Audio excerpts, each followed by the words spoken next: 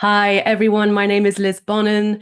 I'm a wildlife biologist and broadcaster, and I am delighted to welcome you all this evening to the National Geographic Society Explorer community, to supporters of the Wildlife Trust here in the UK, and of course, to all the members of the public. You are in the right place.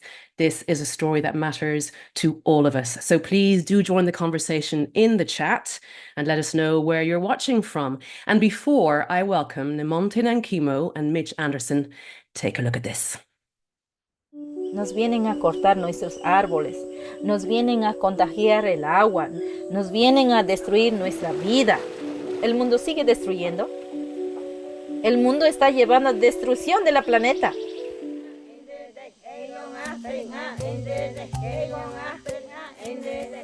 Yo soy mujer guaraní joven. Nuestra selva es igual que ciudad. Tenemos nuestra mercancía, nuestra farmacia, nuestra ferretería, en nuestra selva y sabemos vivir, sabemos cuidar.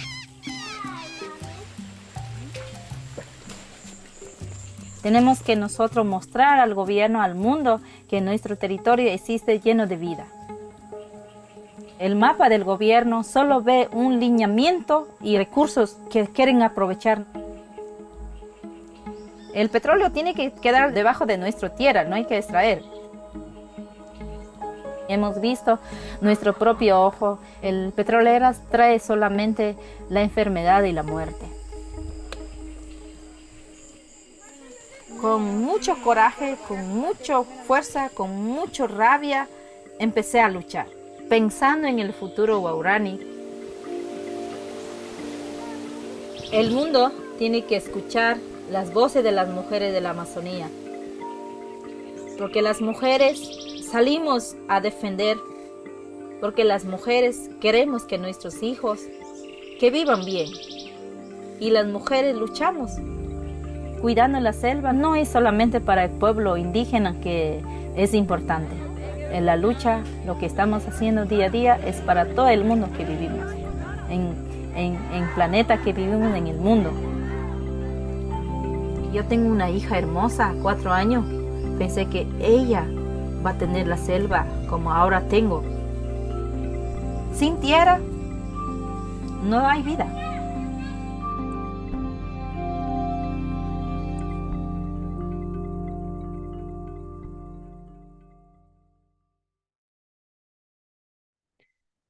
Nemonte Nenquimo is a phenomenal Guarani leader who led indigenous nations to a historic victory against the Ecuadorian government, protecting over 500,000 acres of Amazonian rainforest from oil drilling and setting a vital precedent for the rights of indigenous nations in the region.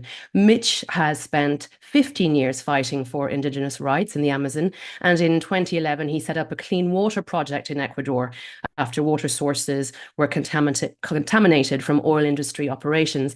Together, Nemonte and Mitch co-founded Amazon Frontlines to complement the indigenous-led SABO Alliance. And now their magnificent book, We Will Not Be Saved, entitled We Will Be Jaguars in the US, is out in the world. It's a moving, powerful, and beautifully crafted memoir of Nemonte's extraordinary life so far. So it's my absolute pleasure to welcome Nemonte and Mitch this evening. It's lovely to see you both. Thank you so much for joining us. We're going to jump right in because we have so many questions from members of the viewers, and also I've got lots of questions to ask you. Let's talk about this amazing book first and foremost. For Indigenous peoples with a culture of oral storytelling who have never written their stories down in this way, why, Nemonte, did you decide to write it? Pues buenos días a todos que están escuchando este medio. Pues este libro es como especial para mí. Nuestra cultura no somos escritores. Nuestra cultura por miles de años hasta ahora hablamos oralmente. Entonces, este libro también transformó oralmente que mi pareja Mitch tenía que recopilar todo, escribir en libro, grabar en manera colectiva con mi papá, con mi mamá, con mis hermanos y en la forma trabajando, viviendo dentro del territorio. No es un libro que se puede hacer un escrito como antropólogo, viene en su comunidad a investigar y tener resultado. Y ese libro es otra forma Mitch viene de este mundo, de otro afuera, vivir con los pueblos indígenas, a respetar y escuchar y juntos trabajar lo que llega a nuestro territorio, una amenaza. Eso ha sido un libro muy especial porque es un sagrado y honesto historia de nuestro pueblo y mi niñez. First off, thank you for inviting us here today, Liz. Thanks for everyone who's here with us. This story, the book that we wrote together, is very special. It's sacred to us because, as you said, my people, the Waorani people, have been telling stories for thousands of years. That's the way that we pass our knowledge, our spirituality, and our stories down through the generations. And we've never written our stories down. And so this was a moment when we realized that the world continues to threaten our people's lands, our lives, and our cultures. And we needed to tell our story in a book to share about our connection with the land to the world. It was special because it wasn't a story that, you know, an outsider came in to tell our story, but Mitch really lived with my people for many years. He's my partner, and, you know, he listened to me and to my family, and we shared our story of life in the forest. And over many years, we wrote this book, which is a sacred book, a book that we hope will reach people around the world. In the intro, which is absolutely stunning and tugs at a very deep part of you when you read it, there's a real vulnerability about what people might do with your stories. Can you explain a little bit more about that, why your people feel this way? Pues este miedo es porque a nuestro gente, a mi pueblo, los evangélicos vinieron de la manera de salvar el alma, diciendo que nuestro conocimiento, nuestros valores no sirve, el conocimiento de ellos sí sirve. Y también los petroleros vinieron hablando sobre desarrollo de territorio, pero más bien vinieron a hacer daño en nuestro ambiente, nuestro río, nuestra cultura. Y los gobiernos vinieron a hablar sobre reserva grande, los ONGs para proteger y despoderaron nuestro territorio, nos quitaron. Entonces, hemos vivido de mucho conquista, engañada, mentira, y entonces eso yo tenía mucho miedo de contar, porque nuestra cultura vivían por miles de años guardando su secreto, cuidando su idioma, cuidando su territorio miles de años.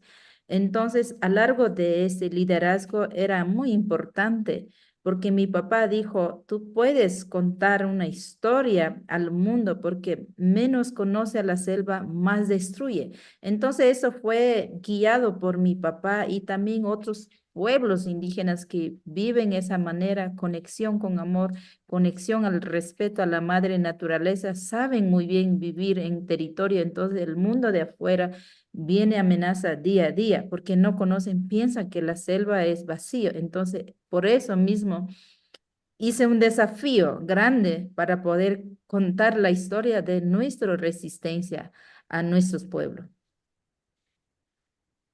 For me, it was hard to think about writing my book because our experience with outsiders, our experience with Westerners has been about conquest. It's been about betrayal. It's been about mistrust.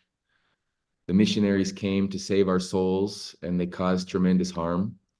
The oil companies came talking about development and progress, and they destroyed our rivers, contaminated our soil, forests, and even the government and big NGOs came talking about creating national parks and conserving our territory. And what they ended up doing was displacing us and diminishing our rights. And so for me, we've been organizing our peoples now for many years to win battles against the oil industry, against the miners. We've been successful, and the threats continue to come, unrelenting. And so my father told me that the outsiders destroy what they don't understand, and that my mission was to help them understand, to make them understand who we are and our connection to the land. And so that's why we wrote this book, to share our story, to share our connection. And for me, I was scared and nervous because I didn't know what would happen when my story was shared in other people's hands. For many thousands of years, my people have guarded our secrets, kept to ourselves to try to survive. And now I felt that this was a vulnerable moment, but ultimately protecting our land and our way of life is what drove me to write this book and share my story. It's an incredibly brave and powerful move on your part, Nemonte and Mitch, and it's a gift that you have handed to us from your peoples. It's now our responsibility to treat it with the respect and love it deserves. And we'll talk a bit more about the conservation aspects and the court case aspect a little bit later. You have a lot of fans who adore your story already, and they've been getting in touch. And I just want to say a quick hello to Daisy and Nick and Delphine and Curtis. They all want to say hello to you both and to thank you. Hello to Ruth, who's watching in Germany, Haley in Edinburgh, Dave in Lancashire, and to Claire in Oxford, who is gutted that she missed you, Nemonte, when you visited London a few months ago. Can I ask you to tell us a bit about your forest home and describe what your relationship is with that forest and with nature? Pues en mi territorio, los guaraníes vivimos colectivo. Nuestro territorio es grande y como igual que ustedes ven afuera, ferretería, farmacia, todo es lo mismo, nuestra conexión. Dependemos de esa selva. Como mujeres nos vamos a ir a buscar nuestra selva, a buscar traer la medicina, traer fruta silvestre para poder alimentar en la familia. Nos vamos a ir a bañar, conectar espiritualmente en las cascadas, sentir paz, soñar, cantar. Es como nuestra cultura es alegría. Esa conexión tenemos viva. Si la madre tierra mientras es sana, estamos sanos nosotros las mujeres. Todos comunidad. Si la madre tierra está enferma, todos vamos a sentir la familia enfermo. Entonces es muy importante cuidar. Nosotros consideramos la tierra, el bosque, somos mujeres, que damos vida a los niños, alimentamos. Entonces igual es mucho respeto, tratamos la forma que vivimos. Nuestra cultura es de ser alegres, contores, bromistas. Cantamos, danzamos, eso vivimos nosotros diario en nuestro territorio. We live a collective life in the forest. We don't live an individualized life, and we're deeply connected with our land every day. And we know that people around the world, have pharmacies and hardware stores and grocery markets. For us, that's our forest. That's our home. We go out into the forest and we find medicines. We harvest wild fruits. We bring home our food, shelter. We turn the forest into whatever we need it to be, and the forest is always providing for us. We go to the waterfall to heal, we sing, we dance, we laugh.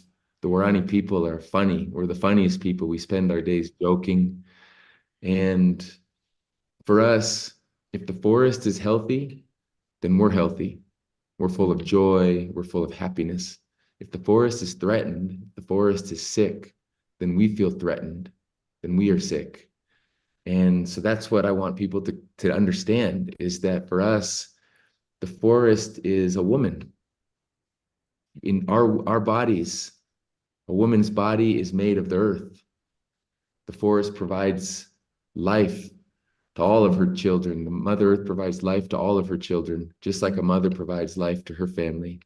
And so that's why we're fighting so hard to protect our land, to respect our mother. You have a very deep spiritual aspect to your connection to nature that might seem perhaps like the most different to us in the West. That's something that's specific to your indigenous culture. But actually, how much of this connection might actually be available to all humans, no matter where they were brought up? Is it something that some of us have forgotten?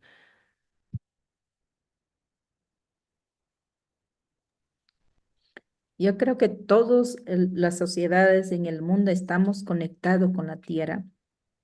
El problema es que veo gente del mundo no están conectados espiritualmente, no están amando a la madre naturaleza. Ese sistema nos ha separado de estar conectado espiritualmente, de estar teniendo amor y enseñar a nuestros hijos que hace daño no material, poner importancia a materialidad, de lo que no puede servir, tener lo básico, enseñar a nuestros hijos, volver a amar a la madre tierra, volver a conectar a la madre naturaleza, de que sí es importante que este tierra, bosque está dando vida al mundo. Entonces, ese es reto de educarnos a nuestros hijos. Yo estoy seguro que desde sus comunidades, en diferentes lados, es volver a conectar, decir, volver a amar uno mismo, volver a amar a la comunidad, compartir, no permitir el sistema que se lleve de avaricia, de poder y de más invertir lo que hace destrucción. Entonces, eso yo daría el mensaje más concreta, que todos podemos volver a amar a la madre naturaleza, conexión, podemos hacer un bonito comunidad desde las realidades donde rincones viven. We're all connected to Mother Earth. We're all here on this one Earth. But the problem is many of us have forgotten that we're also spiritually connected to Mother Earth, that she's our life giver. And I think that that's the truly greatest threat that we're facing, is a spiritual disconnection, because then we make decisions and we lead our lives forgetting who is giving us life, which is this very earth. And so I am so sure that everyone around the world has that spiritual connection at their grasp, at their fingertips. I'm positive of that. And I know that the system seeks to disconnect us. I know that materialism, consumption, accumulation, and everything related to it, greed and vanity, superficiality, is really powerful. So what we need to do in our own communities and in our own families is really be intentional about how to reconnect with the earth, reconnect spiritually with the earth, teach our children, to love, to feel joy playing in nature.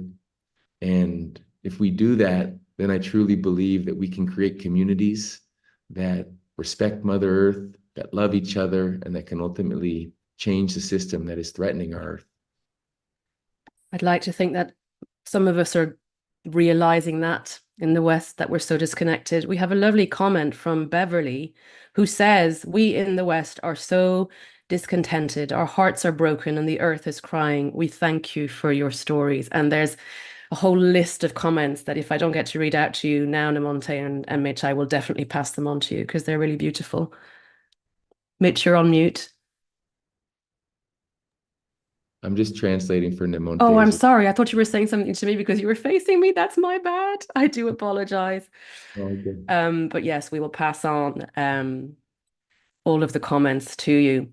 Can I ask you about the book's beginning, which is about your childhood and your experiences at the hands of the missionaries? Can you describe what you thought of them as a child and how you see them now, and also how you healed from some of those traumatic experiences?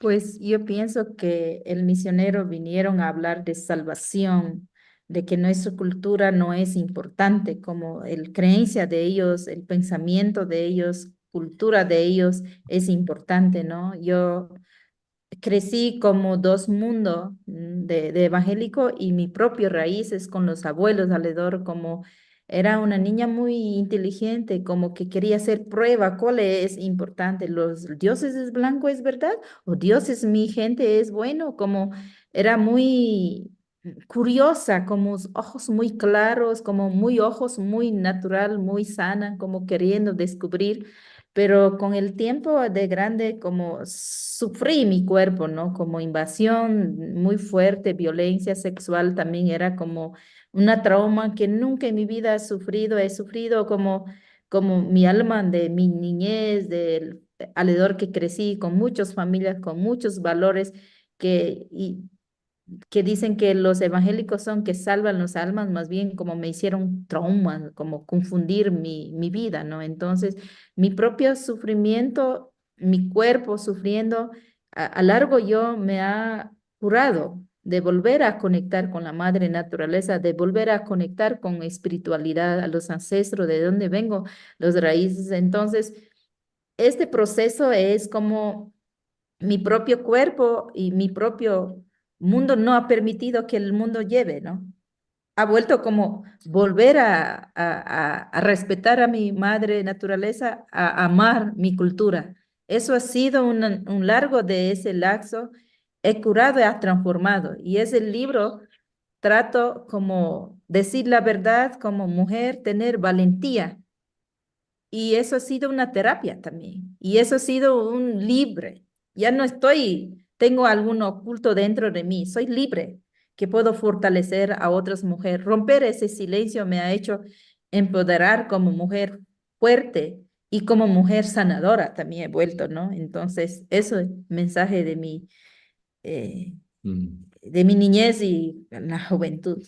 Esa parte y formar como líder, como no es eh, fin de mundo, ¿no? Es como dar un paso uno mismo de lo que hace alegría, sanar, dar paso con una fuerza y claridad, ¿no? Nemo said that, so for her, she grew up in the heart of the rainforest, but also between two worlds because the missionaries lived in her village when she was a little girl. And so for her, she was torn between two worlds. The missionaries really believed and impressed upon the Warani people that the Warani culture was inferior and it wasn't important. In fact, that it was bad, and that the culture of the missionaries and the religion of the missionaries and the God of the missionaries was the path forward for the Warani. And as a young girl, that was confusing for Nemonte. And she said that, she had these, bright eyes. She was curious. She was just learning about the world, just waking up to the world and exploring and wondering, if is it the jaguar in the forest, the God of our people, or is it the God of the white man in the sky that is right? What's right? And over many, many years, I did suffer psychologically, not knowing, thinking that maybe our culture was inferior to the white people's culture. And then the very same missionaries who spoke about how their culture was pure and it was all about light and goodness ended up causing tremendous harm to me. I was a victim of sexual violence at the hands of the missionaries. And from one moment to the next, I lived in darkness and trauma and confusion. And it was very painful. And I tell these stories in my book, in my memoir, We Will Be Jaguars. We Will Not Be Saved in the UK. And how did I heal? Well, first I learned to return to the forest, to my ancestors, to really build that love for my culture, for our land, for our rivers. And I also joined forces with other women and built a collective struggle to protect our way of life, to protect our lands, and know that, even if we are suffering, we make our own stories and our story isn't over. And so I learned how to move forward in life and as a leader. And speaking of leadership, you also then, through your childhood and as you grew into a young woman, you were exposed to the oil industries and how Indigenous people ended up working for the oil industries. How would you describe that relationship between the oil industries and your peoples, and how you became the leader you have become? Was there a moment you realized this is what you were born to do? Pues yo, primera vez, conociendo a Mitch, me invitó a ir a donde Mitch estaba trabajando con los pueblos indígenas al norte. Yo, la verdad, no conocí, siendo indígena, vivo al sur. Donde yo vengo es un territorio grande, inmenso, virgen. Entonces, cuando yo volví a conocer a los compañeros, hubo un derrame, cuando justo llegando era un derrame gigante que todo se iba a contaminar, el río hasta Perú se iba. Ahí las mujeres Cofán estaban tranquilamente lavando las ropas, los niños bañando, y luego historia de mi amigo Mejilo me dijo que sus primeros hijos también así, uno cuando no se conoce de petróleo cómo afecta, tomando eso 24 horas murió eso.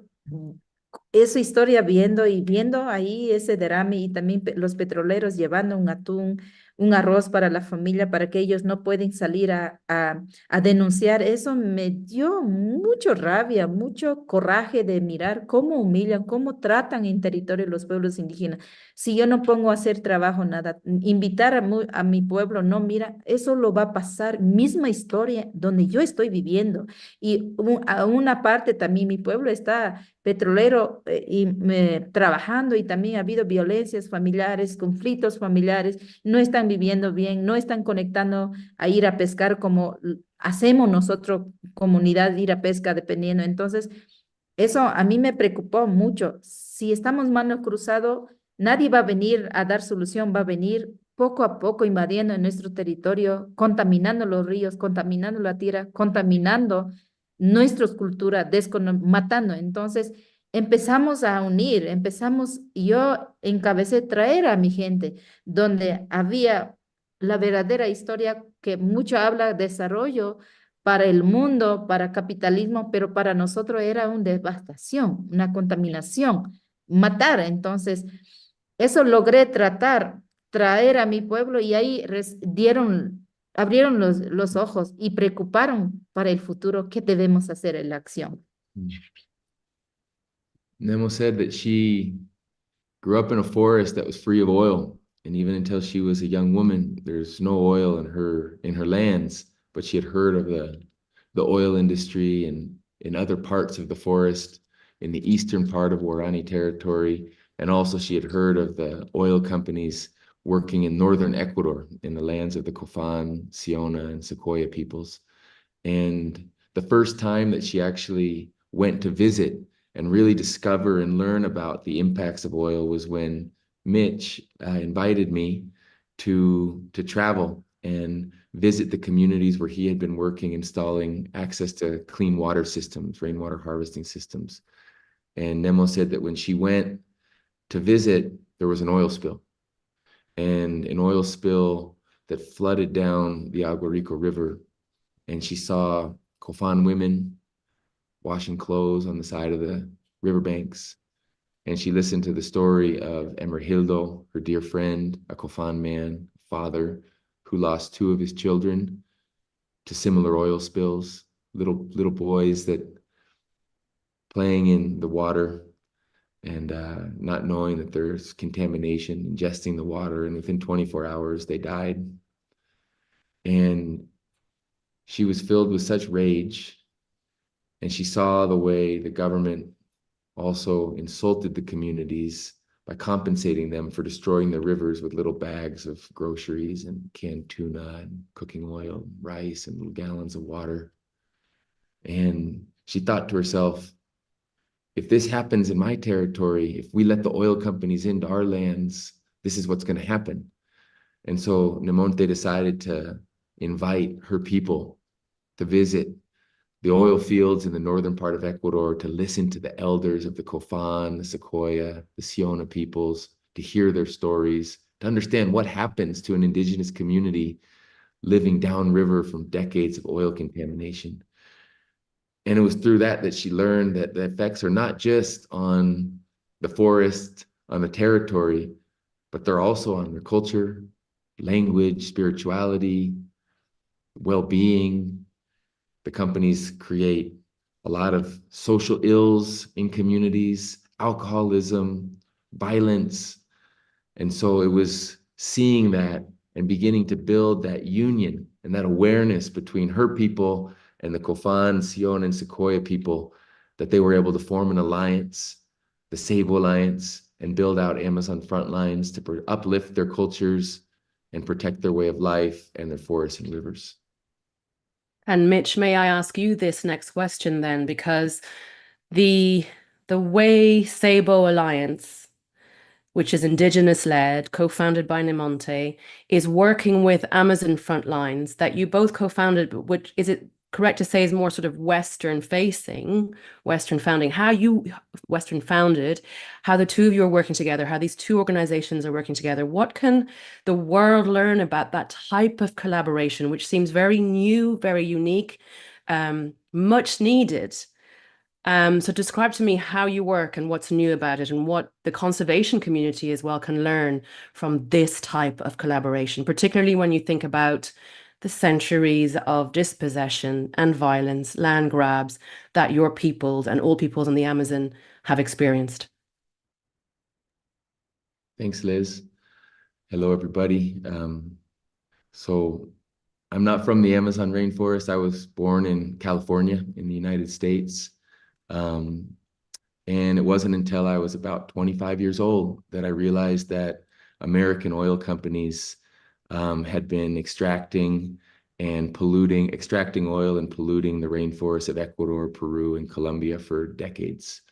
The first time I went to the Amazon was, in 2007, and the first thing that I learned was where oil comes from and how oil had destroyed the fresh water, the soils, the forests, and was affecting the cultures and impacting the cultures of indigenous peoples. And I started working on various lawsuits to hold the oil industry to account for this reckless environmental destruction, all in the name of profit. But what I realized as well is that, the communities who had been living downriver from these oil fields for so long were also the most powerful, resilient, creative, joyous cultures that I had ever come across. They became my deepest, dearest friends. And in 2011, after many years of working to hold the oil industry to account, we got together between indigenous communities and a group of folks from around the world to say, what can we do on the ground now to improve lives, to hold companies to account, to better the situation? And the communities said, we need clean water. And so that was the beginning of essentially this movement in the Upper Amazon to protect the forests, the rivers, lift the cultures of indigenous communities. Was, Westerners asking a simple question, how can we help? What's needed? And, the communities began by saying we need clean water. We started a water project that ended up building over 1,000 rainwater catchment systems for more than 85 villages. It was a project that was led by indigenous communities, owned by indigenous communities, and it was through that we got to meet some of the most amazing youth, both men and women, the dreamers of their communities that had the brightest, most powerful ideas and strategies to protect their lands, to know how to do community organizing, development, create solutions in their communities. And it was, when I met Nemonte in 2013, and she saw that oil spill for the first time, she was really a spark that, brought us all together to create the Save Alliance and really think about how to go beyond clean water and begin building strategies and solutions to stop the oil companies and the miners from entering into their territories, to stop the cultural loss that was happening in communities and really uplift education and economic alternatives. And, so I think one of the biggest lessons for me and for folks from cities around the world that, want to support indigenous struggles, indigenous autonomy, indigenous self-determination, that want to protect the Amazon rainforest, that want to fight to battle the climate crisis, we need to listen to communities on the ground who call these territories, this forest, their home. We need to do a lot of unlearning. A lot of times I think we have brilliant ideas and we elaborate project proposals and strategies from desks in cities around the world. We have access to funding, so we can make a lot happen.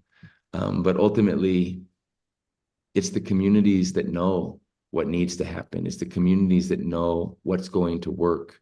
And I think that our experience has been, listening and learning from indigenous communities on the front lines, and then ultimately sharing, strategies around media, around legal, around technology, around how to access resources has just been a very powerful model. And, I think that, what we can learn is that this climate crisis is, the biggest common threat that humanity has ever faced. And our system, Western capitalism has got us into this mess. And I think that we need to be very humble in understanding that oftentimes our mental constructs and our structure and our way of approaching this problem might not be the right way to get us out of this mess. And indigenous communities have been living close to the land for thousands of years. They're only 5% of the human population, but protect 80% of our biodiversity.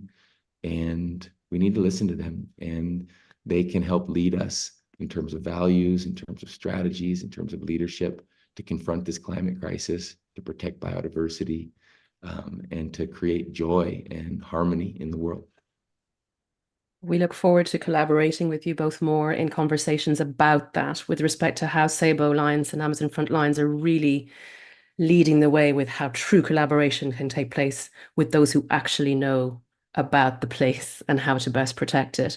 We're quickly running out of time. I have 1,000 more questions to ask you, but I think I want to really quickly ask you about the map drawing part of the evidence that you were amassing for the court case, what the process was like and how much of a game changer it was for that court case, and just really quickly what that means for the value of traditional ecological knowledge in information, in data, and therefore in better protecting our planet. Esa parte era muy importante para el proceso, para hacer mapeo. Primero yo fui la primera líder mujer de mi pueblo elegido, y también yo mismo levanté, unir a todas las comunidades guaraní de Pastaza, levantar con los ancianos, con los abuelos, con las mujeres, con los niños, y dijimos, vamos a hacer nuestro mapa con el guía de los abuelos, con los equipo de Amazon Frontline también traen tecnología, cámaras y drones para hacer diseño. Entonces, eso, aportación, conocimiento, a mí me gustó participar mucho y también aprendí mucho como joven líder, madre. También aprendí mucho de los pensamientos de las mujeres sabias mayores. Ella tenía mucha importancia de que había mucho dónde ir a buscar las plantas, dónde ir a buscar los materiales para elaborar artesanía, para elaborar nuestras hamacas, para elaborar y enseñar a los niños, y también la importancia de las plantas. Y era como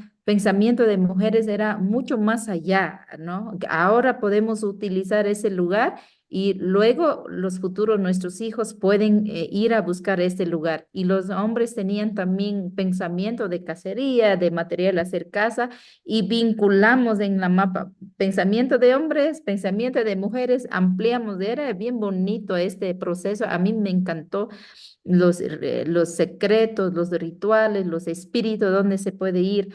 Entonces hicimos esa mirada, pensábamos que mucho trabajamos en territorios, aprendí con los otros pueblos, dijimos, el mundo de afuera, el gobierno o las empresas miran que la Amazonía es baldío, es verde para el mundo de Cure.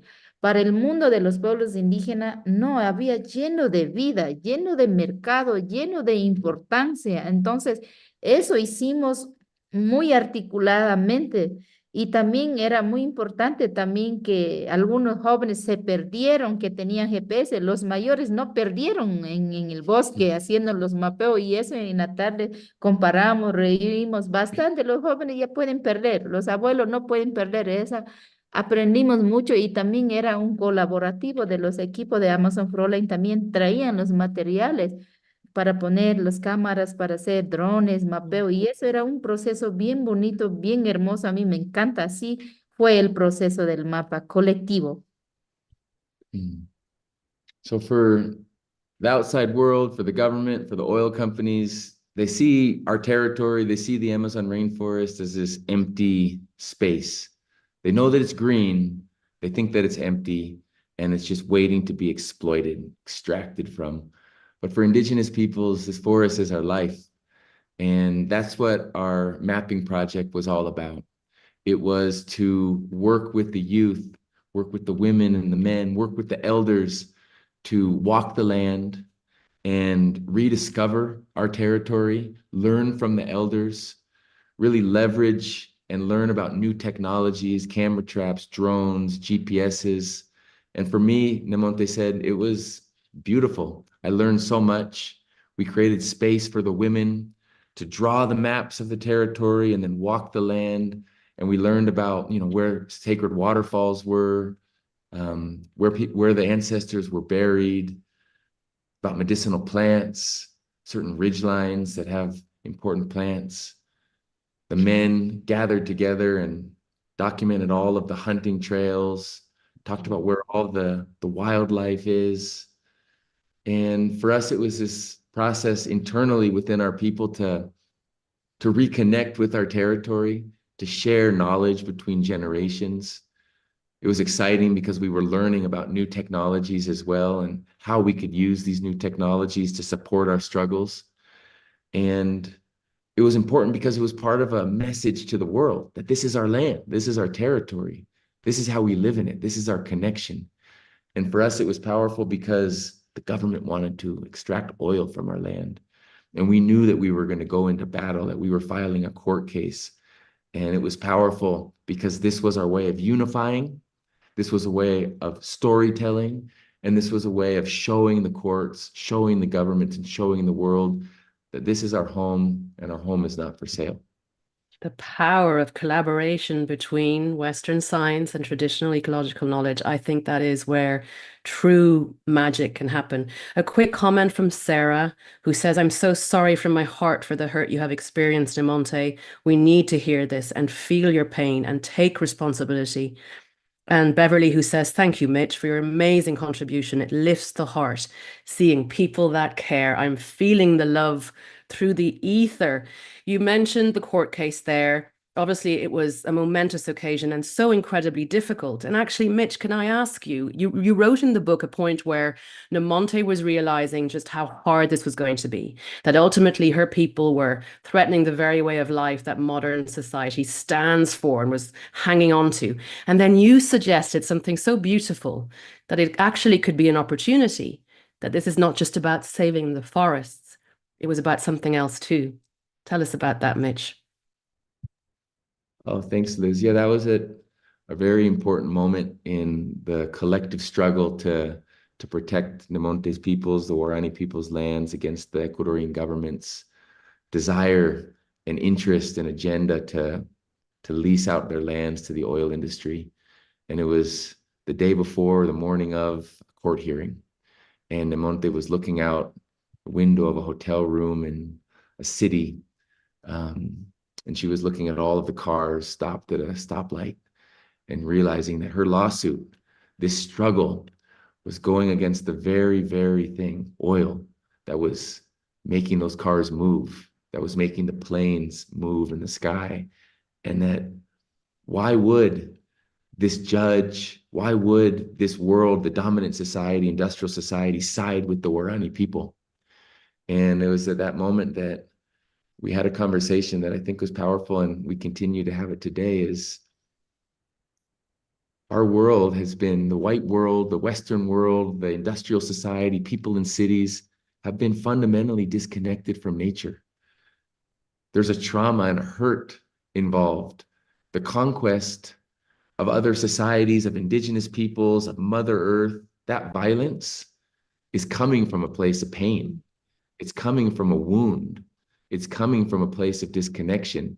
And I had been watching in the court hearings that Nemonte was having a really strong impression on the judges, and that the Guarani women who were singing their songs and bringing the forest into the courtroom were in some way waking up some deeper spiritual side to the justice system. And that I thought that, you know what, this is a case to defend Nemonte's people's land, their rivers, their forests, their way of life.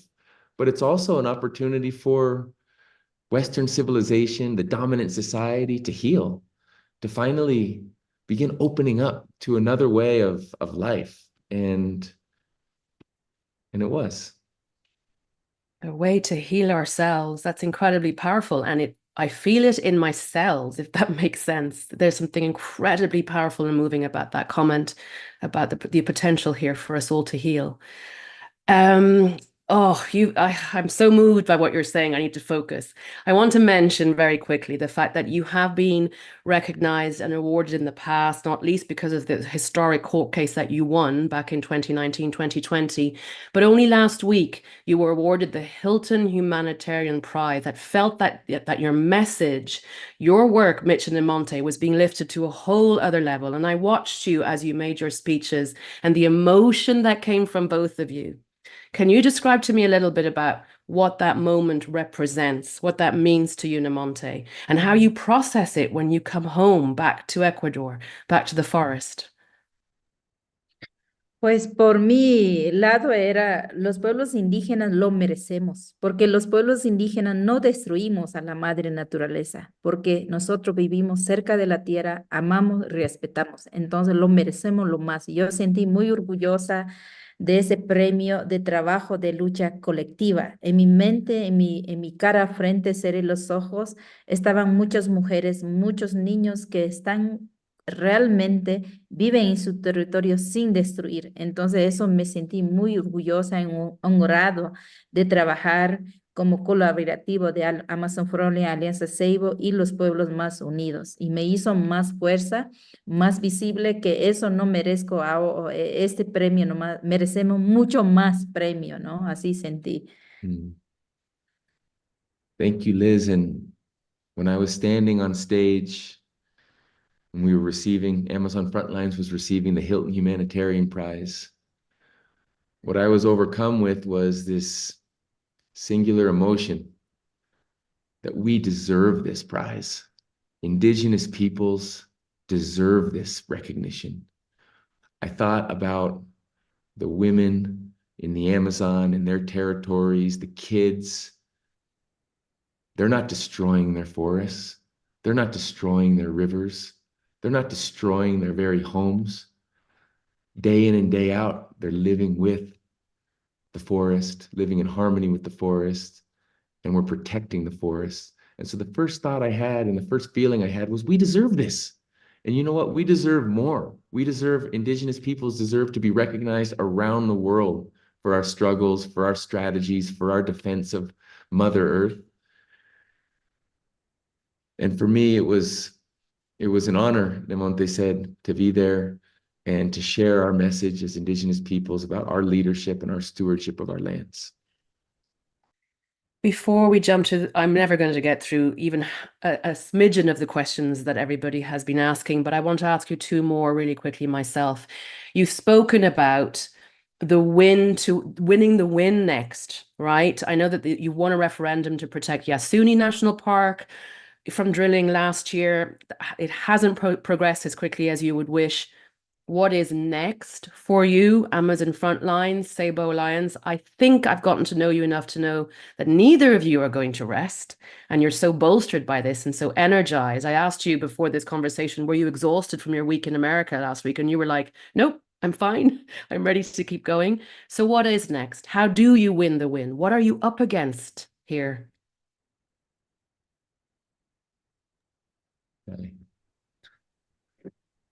Voy a pasar a Michi esa respuesta.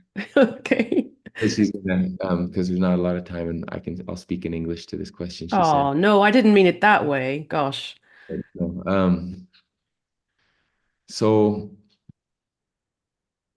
Indigenous peoples have been saying for hundreds of years, and even more intensely over the last decade, that things are changing on the ground in the Amazon. Climate crisis is real. And, Nemonte's father, sees day in and day out that the fruits aren't blossoming. The monkeys are hungry. It's upsetting their reproductive cycles. The river turtles are not laying eggs on the beaches. Things are changing. And we're seeing forests right now that could be like seeing the light of a dead star. And climate scientists are saying the same thing, that if we continue with this level of deforestation, the Amazon could become savanna within the next 15, 20 years. We could be reaching a tipping point as soon as 15 to 20 years. Right now in the eastern part of the Amazon, the forest can no longer produce sufficient rainfall. The rainforest is not producing enough rainfall, so it's leading to a vicious feedback loop where the forest is drying out and then more fires and then more drought and then more fires. So this is urgent. Amazon Frontlines has just received this tremendous validation for our work. We're a collective of indigenous leaders, activists, youth, and Western activists, conservationists, forestry experts, lawyers, filmmakers. And we're going to grow our work. We're going to scale our work. And, you know, the first thing we're going to do is continue to invest in the indigenous movement so we can stop the drilling rigs, the mining companies. We can meet every single emerging threat and minimize, if not stop, deforestation levels across the upper Amazon. We're also going to build out a strategy to get indigenous land back. So get as much indigenous territory in indigenous hands as possible, because indigenous peoples are protecting their forests. Deforestation rates are extremely low in indigenous territories, much lower than in national parks. We're also going to be investing in indigenous women and indigenous youth, because they have the solutions to the future. We're going to be revolutionizing and rebuilding educational systems across the Amazon so that the educational system honors their way of knowing, their way of learning, their knowledge, their forests. We're going to work with women to rebuild the economies, to pivot away from extractive economies and focus on regenerative economies. And we're going to look to change the system, to change the world. Indigenous peoples are living close to the land, values of reciprocity, love and joy for the forest. We're going to work to build out stories that can inspire people, touch people, like the book, We Will Be Jaguars, and create a global movement that platforms and lifts up indigenous leadership to confront this climate crisis, and ultimately so that we can all heal, that we can all reconnect with Mother Earth and build movements that can change the economic system and ensure that we can all live well into the future. That's our big dream. That's our big goal. And everybody that's listening, we love your support. We'd love you to join us, follow us on social media, follow us on our website. We're communicating about what's happening on the front lines. Read the book. Nemonte gave her heart and soul to tell her story and her people's story. Hopefully you can open your heart to her story, share it with all your friends, leave reviews on all of the websites, help us get this message out there. And that's what we could say. Mitch, what's clear is that book was written from the heart and soul of both of you. You wrote it so beautifully and with such authenticity for Nemonte's life. It's absolutely staggering what a beautiful collaboration you two are as well. Make no mistake, the Amazon affects us all, even logistically with respect to how it manages and regulates the climate of the entire planet, but also what it represents for us all as humanity on this tiny little rock suspended in space. So Nemonte, if I was to ask you your main words of advice for how we can help, no matter where we are on the planet, what can we do today? We will absolutely get on board and support you in all the ways that Mitch described, with your message, Amazon Frontlines, the book, etc. But what for you is the key for humanity to remember what matters and to turn things around? Pues yo veo la clave es más preciso, corto, es como lo que escribimos, el libro, ya está la respuesta con mucho delicado, con mucho historia, como vivimos los pueblos indígenas en nuestro territorio, ¿no? Nuestro territorio, los pueblos indígenas somos de soluciones de cambio climático, pero el sistema de afuera viene la amenaza día a día, no para.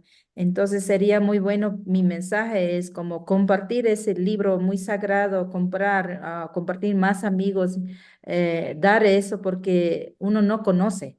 No sabe la realidad de los pueblos indígenas, cómo viven dentro de su territorio. Entonces es muy importante comprar y dar.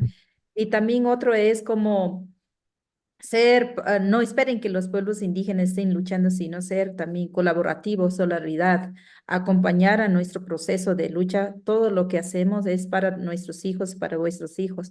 Si no hacemos, si no despertamos la conciencia, entonces nos seguirá afectando el cambio climático, no va a parar. Estamos seguros nosotros como pueblos indígenas que no va a parar, ese sistema viene de afuera, entonces la comunidad de afuera ya tienen que presionar, no tienen que invertir lo que hace daño a la Amazonía. y también hacer la colectividad y ya empezar la conciencia, empezar a trabajar en sus ciudades, lo que hace daño a la salud y empezar a unir, ¿no? No vivir individual de ese sistema, ¿no? Sino como conectar nuevamente, familiarizar y también volver a conectar espiritualmente, volver a conectar con la madre naturaleza donde están en los sitios, en las ciudades. So we wrote my story, as you said, Liz, with heart and soul and a lot of courage. And the story is an act of resistance. And it is a call to people around the world to listen to Mother Earth, to learn about and understand the connection that indigenous peoples and all humans can have with Mother Earth. So I hope that you can read our story of We Will Not Be Saved, We Will Be Jaguars. Hope you can share it with your friends, because what we do need now more than ever is that love for Mother Earth, that consciousness that we're all interconnected. Indigenous peoples are going to continue to fight to protect our lands on the front lines against any number of threats that come our way.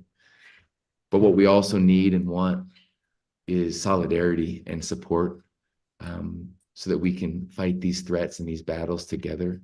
So I want you to join us at Amazon Frontlines, support our work, learn about what we're up against, find ways to get involved and support. And then finally, we know that the system needs to change. And the way we all change the system starts with each and every one of us. Spiritual healing, reconnection with Mother Earth. That's the foundation for being able to build thriving communities that have the power to change the system, change the economics in the places where you are all based. And so that would be my message, is to work in your communities, to reconnect with the earth, to reconnect spiritually with the earth and between each other, create community, and change the world. As communicators, we're trying to spread that message too, to stop these unrestrained cycles of production and consumption, to reconnect to nature first, then to each other, and to support the incredible work that people like yourselves are doing. I'm going to jump very quickly to a few questions before we have to leave. We started late just because of a glitch with YouTube, so I'm going to be naughty and just extend a little bit by a few minutes. Doris wants to know why the name in the UK is different to that in the US, and that it seems pessimistic, but what actually do you mean by "we will not be saved"?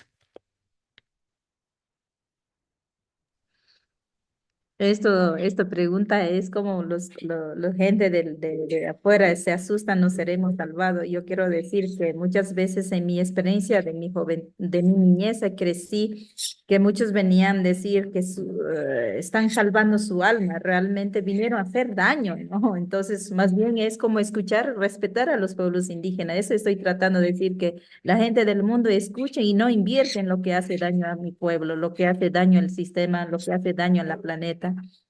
Y seremos jaguares, quiero decir que mi cultura, el jaguar es un sagrado, es Dios, nuestro Dios, que a través de muchos años, siglos, a través de visión de jaguar, se protegían su territorio, se sabían ver las visiones, viene el riesgo, peligro, salud, familia, y también a través de este jaguar venía para traer los cercanos, los animales a Huangana para poder cazar y alimentar a sus hijos. Entonces nosotros, nuestra cultura también decimos, cuando morimos, vamos, la carne es de la tierra, va a volver tierra, vamos a estar enterrados en la tierra, pero nuestro espíritu nos vamos a vivir siendo vivos, vamos a transformar un jaguar, si yo muero voy a transformar un jaguar de hombre, entonces si el hombre muere, transforma el jaguar, el espíritu de la mujer, y va a seguir donde antes vivía gente, cuando rodeaba, caminaba, protegía, y vamos a seguir protegiendo. Eso significa en mi libro, eso trata. Nemonte said that she knows that a lot of people got startled or surprised by the title in the UK and it felt pessimistic, but what she was trying to do was, from her experience, share that many outsiders, from the missionaries in the very beginning of her childhood and the very beginning of the book, came with this intention to save her people, to save her people's souls, and they caused tremendous harm. And in their own ways, the oil industry and government and organizations have done the same with this mentality of a savior. and they've caused a lot of harm. What she was trying to do with that title was say, we don't need to be saved, we need to be respected. And we're going to save ourselves. We need to be respected. And the title of the book in the US is We Will Be Jaguars. And the jaguar is our God, it's our spirituality. And for the Waorani people, when we die, a Waorani woman will become a male spirit jaguar in the afterlife, and a Waorani man will become a female spirit jaguar in the afterlife. And as spirit jaguars in the afterlife, we will roam this very same territory that we're living on today.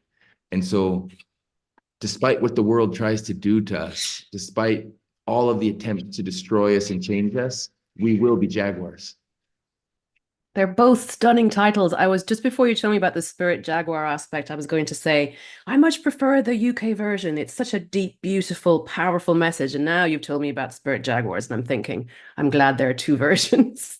Jess and Gemma both want to know, COP16, the UN Biodiversity Conference in Colombia, starts in 2 weeks' time. What would be your message, Mitch, if I can ask you, from both Amazon Frontlines and Sabo Alliance about what everyone gathering there needs to do as a matter of urgency? What would be your main message to them?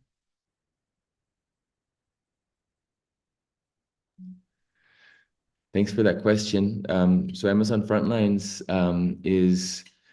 is going to be heading to the COP in Colombia. We have a very big and amazing delegation of indigenous leaders from Ecuador, Colombia, and Peru. 23 indigenous leaders that are going to be speaking at COP on a whole range of topics. This is going to be a special biodiversity conference because it's going to be a powerful cultural moment where indigenous peoples from across the Americas are showing up, sharing their stories, their strategies, their ecological knowledge and observations. And, for us at Amazon Frontlines, the first goal is to ensure that indigenous voices are heard, indigenous perspectives are heard, and shape the outcome of this COP. We know that we're not going to get everything that we want at this COP, but this is a really powerful cultural moment. In the big picture view, what we need to see is, one, indigenous communities need the resources. Philanthropy and governments there's a ton of climate money out there right now, and very few percentage of it is going to indigenous communities on the ground, less than 1%. So we're looking to show the amazing work that indigenous communities are doing, including on developing biodiversity baselines, land management plans that have the power to also create not only conservation, but regenerative economies in their territories that can help us transition away from the fossil fuels.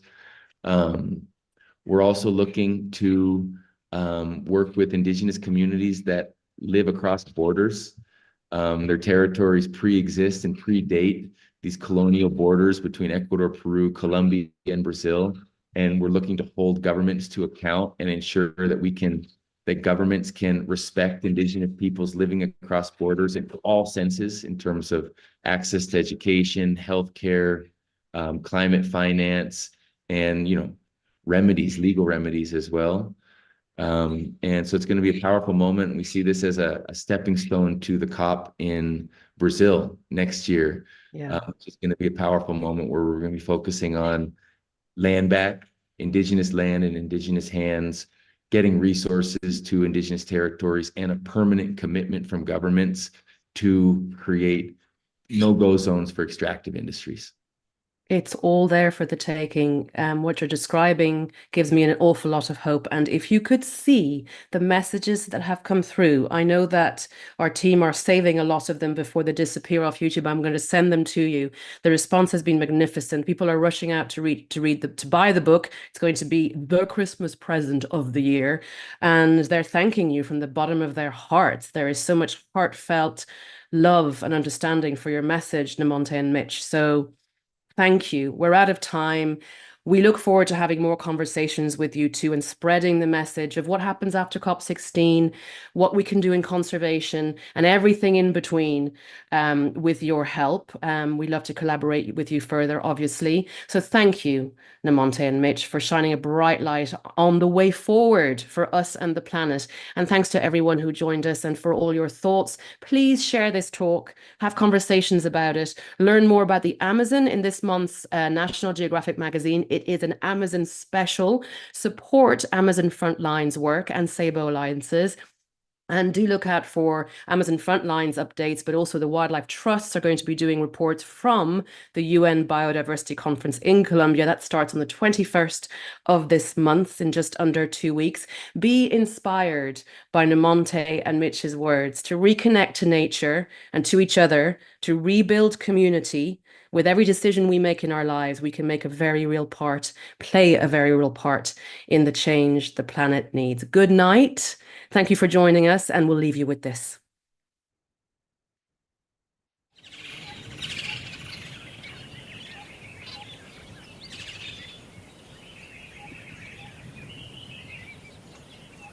Walk down the trail, then veer off into the forest, leaving no tracks. That was my father's counsel when I told him that I would be telling my story to you. I knew what he meant, that my ancestors would be watching.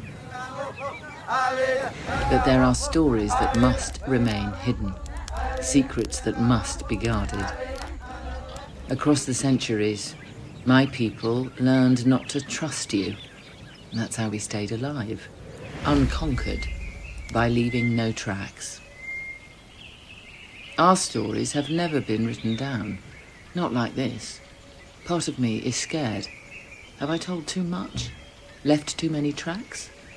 What will you do with my story now that it has been written? I hope you will let it live. To help her story live, I invite you to read We Will Be Jaguars.